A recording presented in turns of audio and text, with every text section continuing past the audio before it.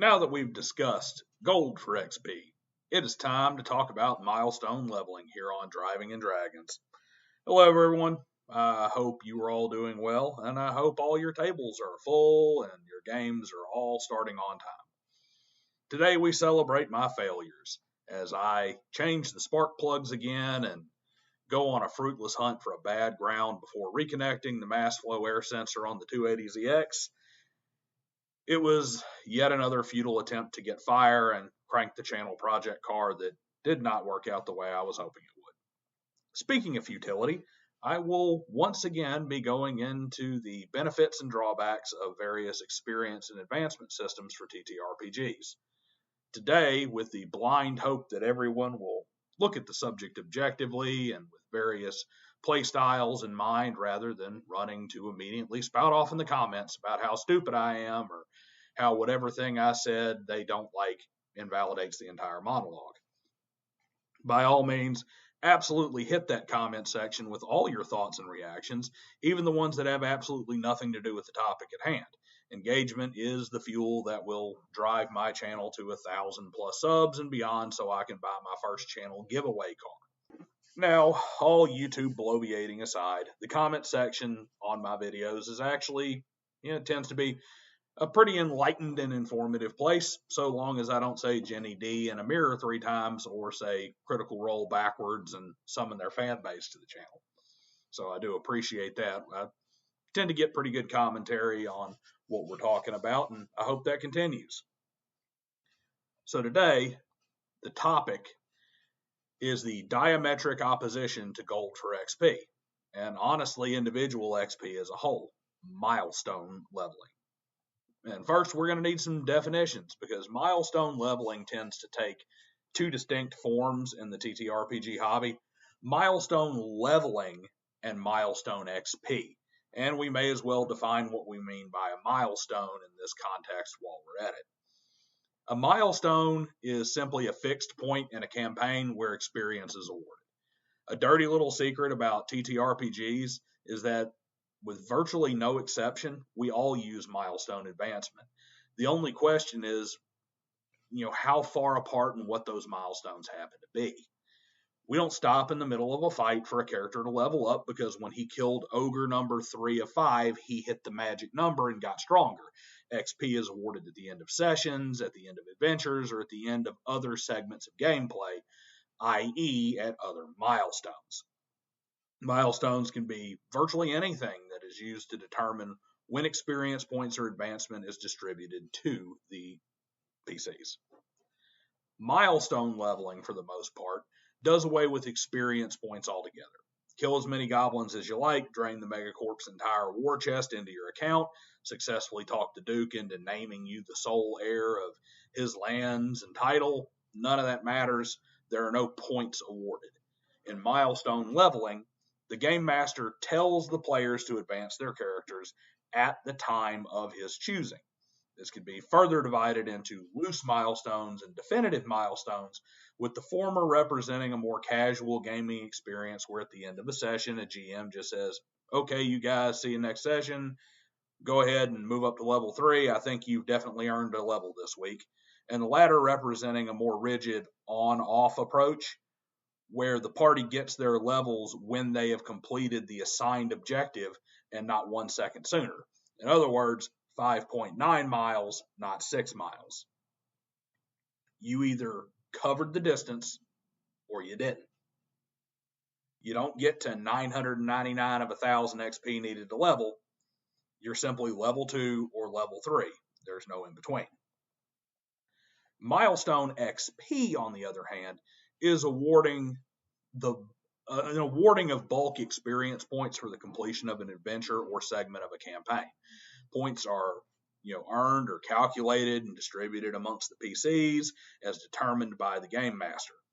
Sometimes this means just a matter of a flat amount, and sometimes it's pooled XP equally distributed, and sometimes this is literally just the actual distribution of XP outlined in the books, where you sit down, tally each character's individual actions, and award XP to each according to their individual accomplishments.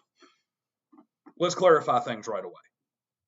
when people talk about milestone XP, they either mean milestone leveling or some version of the system of distributing XP to the party as a whole. In all honesty, the argument should really be broken into milestone leveling versus XP and individual XP versus group XP. As I stated before, virtually all XP is technically awarded at milestones, traditionally the end of adventures. So for the purpose of this video, when I go over milestone XP, I am explicitly talking about XP being distributed to the group as a whole, usually equally, and not simply determining individual XP awards at the end of adventures. Starting off with milestone leveling. This is, in my opinion, the least favorable method of advancement. It has its uses, particularly in some very casual groups and those with players who come and go frequently. It's also as effective in games in which they're very, very narratively focused and the game history and game rules are, in a lot of cases, ignored. Some rules, very, very rules light situations. It arguably keeps players from falling into game history, where decisions are more based on metagame consequences, such as needing to maximize treasure acquisition in order to get more XP from gold. I've said many times before that perhaps the biggest misunderstanding in TTRPGs is the definition of what good role play actually is. It isn't the so-called 4D role playing where GMs essentially abdicate their role as a narrator, nor is it funny voices and bad accents and trying to pretend like your bad behavior is excused by it's what your character would do. Good role play is being able to inhabit the headspace of your character and ask, if it were my hand and real life, would I shove it into the black hole in the devil mouth? Would I say, well, I get a saving throw and I have X hit points? Or would I say, kiss my ass, I like my hand, stick a 10-foot pole in there first? In a way, milestone leveling helps with that because experience points are simply not a concern. So players are freed from considerations of missing out on XP. On the flip side, it leads to some other failings in player behavior that, to my mind, outweigh the benefits in very big ways. When players know that the only barrier to a level up is complete the task, it leads to players railroading themselves. As a game master, you leave numerous little threads out for players to pick up on.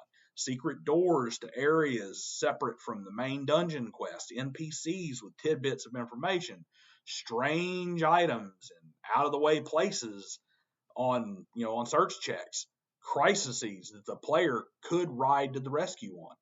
All of these get left by the wayside because if we can go around it, dodge it, or ignore it, we can get to that level up faster, and we don't get any XP for doing it. The opposite problem that occurs with things like gold for XP. Players now ignore the kind of thinking that their characters would experience in favor of rushing out. Instead of rushing out, instead of ignoring saving your own skin to find all the gold, now it's we just need to get the hell out of here because the faster we get out, the faster we get our XP. Instead of spending an extra session tearing the dungeon walls out to sell the bricks, you get them skipping everything that they can in an attempt to speed run through your milestones. When you alter the milestones to adjust for this behavior, it just gets seen as punitive and it leads to resentment. You also run into that issue, at least in some issues like Pathfinder or Dungeons and Dragons, where XP is consumed as a resource for powerful spells or it's taken from the characters by creatures and effects. And this means that negative level effects and XP drain are either made a permanent imbalance that can never be corrected, as when the party levels up, the player who got drained is still behind, or it means these spells are significantly more powerful and these monsters and challenges are nerfed because the XP cost is eliminated. Or it's a simple matter of hitting the next milestone and being allowed to quote unquote catch up with the rest of the party. This is to say nothing of the XP costs that are less than a level. If I'm a 16th level wizard casting a spell with a 250 experience point component, 1/60th the amount of XP between 16th and 15th levels in D&D 3.5, do I drop to level 15 and forever live behind the party? Or is this a freebie with no XP cost? Can I cast it infinite times and never have a problem? These issues may seem to only exist on the fringe, but you got to remember that the fringe is where we get things exploited and where games get wrecked. Moving on to that happy middle ground, you have milestone experience, where XP is still awarded, but it's done so in bulk at the milestones, and it's usually done in a more blanket fashion. Of the traditional XP systems, this is the one that I favor, though I honestly dislike level-based advancement in general. Now, I'm going to remove individual milestone XP from the equation. That is honestly just the standard XP system, and in my next video, I'll go over different ways to actually calculate XP. For our purposes here, I'll focus on the part of that spectrum that ranges from purely mission-based XP back to the goal-based XP. In the former, purely mission-based XP, you find my least favorite method of awarding experience. It's simply lazy. This is on-off group XP. You complete the adventure, the entire party splits a specific amount of XP. No adjustments for how many encounters are faced, or for whether the race is won by an inch or with the car on fire, or if it was won by a mile in pristine condition. It's a go, no-go situation where players complete the bandit hideout mission and they get to split that 3,000 XP award. This leads to the same issues as milestone leveling, except it formalizes the worst aspects of the problems with level drain and XP cost. It is also a major pitfall for newer game masters when it comes to designing encounters. When flat XP amounts are simply assigned to the adventure regardless of the challenges addressed, it leads to the GMs trying to ensure challenge in every encounter rather than balancing their adventures to gradually consume resources and push players to make a series of decisions. The trend is that they tend to oscillate very wildly between wizard cast spell, problem solved, and roll initiative. Oh, okay, half of you are dead. Now what do you do? The balance gets all out of hand because the idea of balancing each individual encounter gets swept under the rug. That is an individual GM problem, but at the same time, it's not incentivized. It is exacerbated by using that kind of lazy flat XP milestone system. Moving back towards the individual end of things is your more goal-based milestone XP, where XP is awarded based on how completely and effectively the party accomplishes its goals. XP is still awarded in bulk and split among the party members, but now it's calculated based on a determination by the GM of how completely they've achieved the goals of whatever adventure or mission they were on. Were all the bandits neutralized, or are there lieutenants who escaped to set up operations somewhere else? Was the leader either reformed or put in a position where he is now beholden to the players, and therefore he's an asset that can be used in the future?